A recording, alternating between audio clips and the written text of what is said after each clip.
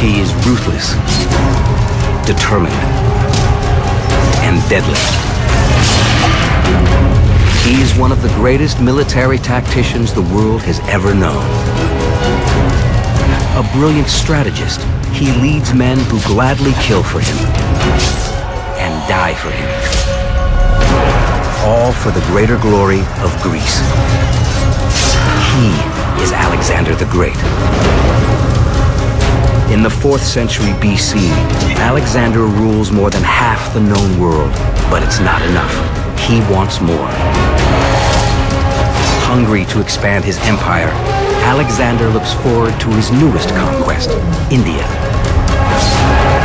All that's preventing the Greek leader are 2 immense rivers and 750,000 Indian soldiers.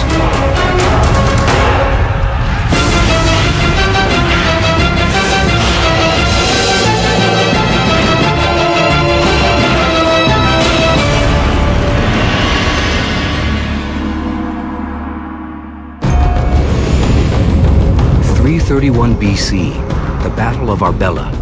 Nearly 50,000 Greeks fight their longtime enemy, the Persians. For hundreds of years, these 2 superpowers have spilled each other's blood.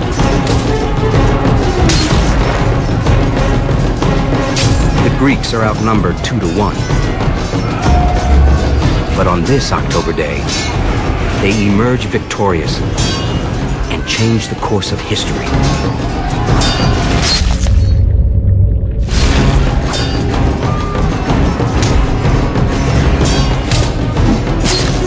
Credited to the tactical brilliance of the 25-year-old commander, Alexander.The.Great.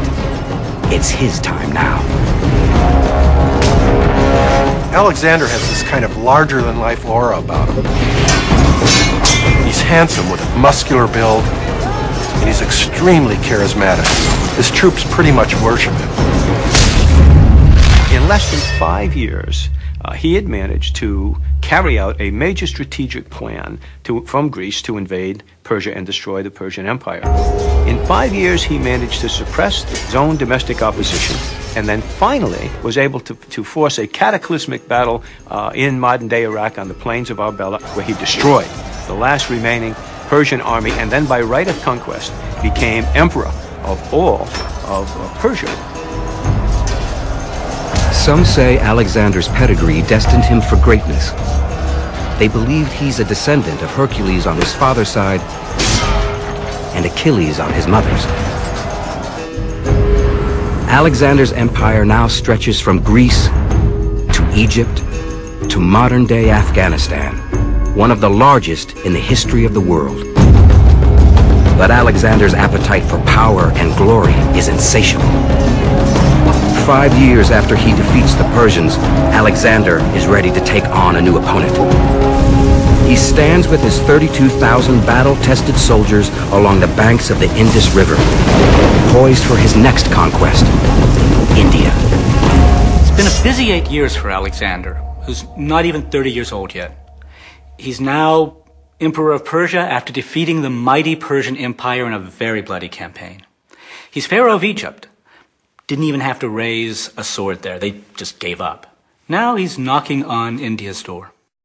From a geographic and tactical perspective, the problem is to get to India, you have to cross 2 major rivers, the Indus and the Hydaspes River. For most armies, these rivers would be too great to overcome.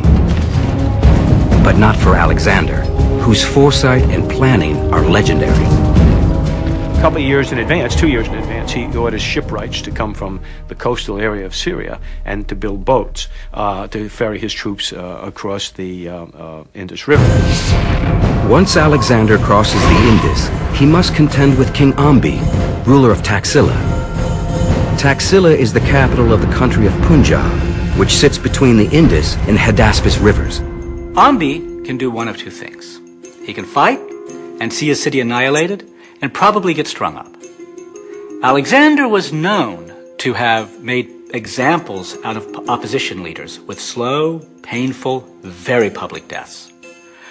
Or he can play ball, preserve his city, and maybe even save his throne. Ambi wisely avoids confrontation. Alexander crosses the river and easily commandeers Taxila, turning it into a base of operations for his Indian invasion. The next hurdle is reaching and crossing the second river, the Hydaspes. It's 100 miles away, but Alexander has anticipated this as well. The army can't carry entire boats 100 miles across India to the Hydaspes. So they break them into parts and haul them piecemeal. What they were these kind of collapsible boats where the frames could be built and the skins transported and the buckets of tar individually, and then when you're going to cross the river, you assemble them a couple of days in advance. It takes 2 months for Alexander to reach the Hydaspes River. He leads 23,000 infantry and 9,000 cavalry, a loyal, committed army.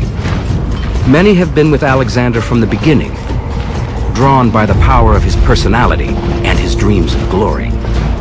They fought for honor and individual glory, and all their myths were of great warriors, from Agamemnon 1,000 years before to Achilles and Hercules. All of these are great warriors. They get everything because they're great warriors. So essentially, being a hero for Alexander, being a professional warrior, perpetually seeking more and more glory, I think psychologically became what amounted to a way of life.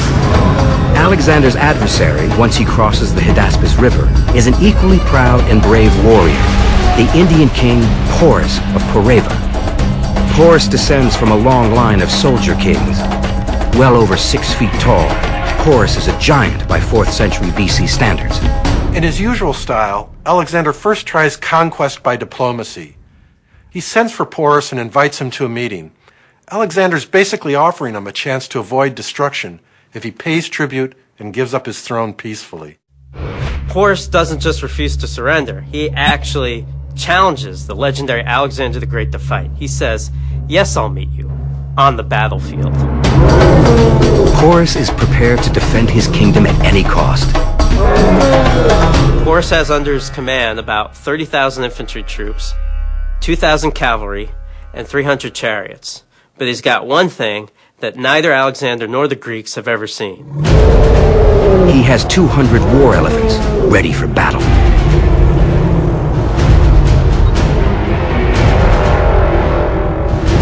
The elephant was a highly developed instrument of war in the Indian army. It took about 10 years to train an elephant, and they were exceedingly well trained. They responded to name calls, they responded to whistles, and they fought. So, if we imagine what's going on now, you have Porus on the far eastern side of the Hydaspes River, ready to oppose Alexander's crossing. On the western bank, you have Alexander's army. And in between flows a fairly wide, fairly deep, and fairly rapid Hydaspes River. Alexander is faced with a great challenge: how to get his 32,000-man army across the raging river while maintaining the critical element of surprise. But how? If he just crosses right under Porus's nose, his troops are going to be sitting ducks. The Indian army will easily pick them off with their arrows midstream or when they try to reach the other side. So Alexander needs a tactical plan.